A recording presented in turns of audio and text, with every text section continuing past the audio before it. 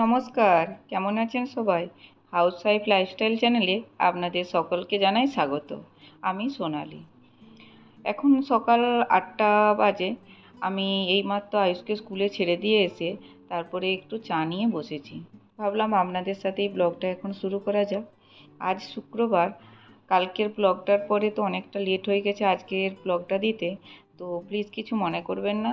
যারা আমি চেষ্টা করব রেগুলার আমার কিছু না কিছু আপডেট দিতে থাকার, বাট বাড়ির নানা রকম কাজকর্ম, ছেলে মেয়েদেরকে নিয়ে এতটাই ব্যস্ত হয়ে পড়ি যে এই কাজটা যে করি একটু একটু করে শুরু করছি, তো একটু তাতে একটু তো সময় দিতে হয়।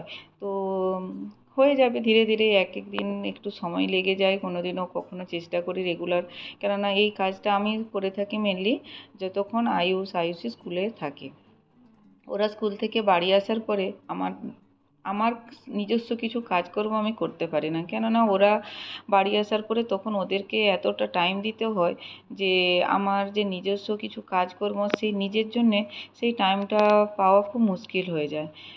ওদেরকে স্কুল থেকে স্কুল আনার পরে খাওয়ানো, তারপরে ওদেরকে ঘুম পাড়ানো। তো আয়ুষ তো ঘুমিয়ে যায়, কিন্তু আয়ুষী পুটুর আসতে অনেকটা দেরি হয়ে যায়, তো ও আসার পরে আর ঘুমোয় না। তারপর ওদেরকে পড়ানো, এই সমস্ত নানা রকম কাজ করতে করতেই না অনেকটা টাইম চলে যায়। তো স্কুল থেকে ছেড়ে দিয়ে এসে কিছুক্ষণ আমি বসে থাকি, একটু ব্যালকনিটা ঘুরি, গাছপালাগুলো, একটু ব্যালকনির সমস্ত গাছপালাগুলোকে একটু দেখি। তারপরে এরপর আজকে একটু ভাবছি ঘরের কাজকর্মগুলো করব, একটু ডাস্টিং করব। ডাস্টিং মানে এই চারিদিকের এত এই যে সমস্ত দরজা জানলাগুলো আছে না, এই সিসাগুলো খুব অপরিষ্কার হয়ে গেছে, মানে ধুলো পড়ে গেছে, তো আজ সেগুলোকে পরিষ্কার করে নিয়েছি। বলুন, বাড়িঘর যেদিন পরিষ্কার করা হয়, ভালো করে ডাস্টিং করা হয়, কত চারিদিকটা ক্লিন লাগে। তো এখন মেশিনে জামা কাপড়টা ধুতে দিয়েছিলাম, মনে হয় হয়ে গেছে। আয়ুষকে আনতে যাওয়ারও সময় হয়ে গেছে। আমার চান হয়ে গেছে, স্নান সেরে পুজোও করে নিয়েছি, তো জামা কাপড়গুলো এখনও ধোয়া হয়নি। তো যাব, আয়ুষকে নিয়ে আসি, নিয়ে এসে তারপরে ততক্ষণ হয়তো হয়ে যাবে। আসার পরে জামা কাপড়গুলো মিলে দেবো।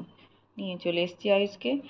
আর কে আনার পরে আয়ুষের সাথে এখন কথা বলছি। ওর একটু রাগ হয়ে গেছে, কেননা ওই যে দেখছেন কলাটা, ওটা ওকে খেতে দিইনি। ওটা খেয়ে নিলে তো আর ভাত খেতে পারবে না, তাই ওটা ওকে খেতে দিইনি সেই জন্য। আর আজকে নাকি স্কুলে পাস্তা দিয়েছিলাম, ফ্রেন্ডদের সব নাকি পাস্তা খেয়ে নিয়েছে। সবগুলো ফ্রেন্ডসরা পাস্তা খেয়ে নিয়েছে। সব পাস্তা, তো আমি ওকে খেতে দিয়ে দিয়েছি। আজকে লাঞ্চে বানিয়েছিলাম এগ কারি, আর কালকের ধোকার ডালনা ছিল। আয়ুষ খুব এই ধোকার বড়াগুলো খেতে ভালোবাসে, তাই ওর জন্য একটু রেখে দিয়েছিলাম। তো ওটা খেয়ে নেবে, আর আমি এখন এই যে বাসনপত্রগুলো ধোয়া রয়েছে, এগুলো একটু গুছিয়ে রেখে দিই। তো বাসনগুলো গোছানো হয়ে গেলে তারপরে আমি এরপর আয়ুষেরও খাওয়া হয়ে যাবে, ততক্ষণ ও আস্তে আস্তে নিজেই একটু একটু করে খেয়ে নেয়। একটু সময় লাগে, তো ও মোটামুটি নিজের হাতেই খেতে বেশি ভালোবাসে। কোনোদিনও হয়তো মানে বলে যে মা আমাকে একটু খাইয়ে দাও, তখন খাইয়ে দিই, কিংবা আমি নিজের থেকে বলি আজকে তোকে খেতে হবে না। বাট যখন ও বেশি করে আমি ওকে নিজের থেকেই ছেড়ে দিই। বাচ্চারা তো এরকম করেই শিখবে, ওদেরকে একটু একটু খাবে, একটু ফেলবে। তো এইভাবে ওদেরকে আমি সবসময় বাচ্চাগুলোকে বলি নিজের কাজটা নিজে করতে। তো আমি এরপর জামা কাপড়গুলো মেলে আয়ুষকে এরপর ঘুম পাড়াবো। তো আজকে কি হয়েছে, আজকে অনেক জামা কাপড় ধোয়া হয়েছে, কেননা যেদিন ডাস্টিং করি মনে হয় এটা ওটা সমস্ত কিছু পরিষ্কার করি। আর পুটুও চলে আসছে, তারপরে এরপরে জলগুলো ভরে নিই। আমি এখন বেজে গেছে প্রায় সন্ধে 6টা, কিন্তু সন্ধে নয়, মনে হবে যেন বিকেল। তো এই রাত্রে রান্নাটাও এখানে করে দিয়েছি। আজকে করবো আলু পটলের একটা ডালনা, আর আর একটু চিকেন কিমা আছে সেটা।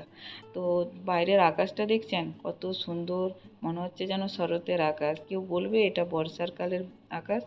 বৃষ্টিই হচ্ছে না, প্রচণ্ড গরম। তাই এখন বাজছে সন্ধে 6টা, দেখে মনে হবে যেন দুপুরবেলা, মানে বিকেল 4টের মতো এরকম। এখানে সন্ধে হতে অনেকটা সময় লেগে যায়, প্রায় 8টা বাজে এই গ্রীষ্মকালে যখন অন্ধকার হয়। আজকের ব্লগটা এখানেই এন্ড করছি। আবার দেখা হবে কাল নতুন একটি ব্লগে। সবাই ভালো থাকবেন, সুস্থ থাকবেন। ব্লগটি কেমন লাগলো কমেন্ট করে জানাবেন। নমস্কার।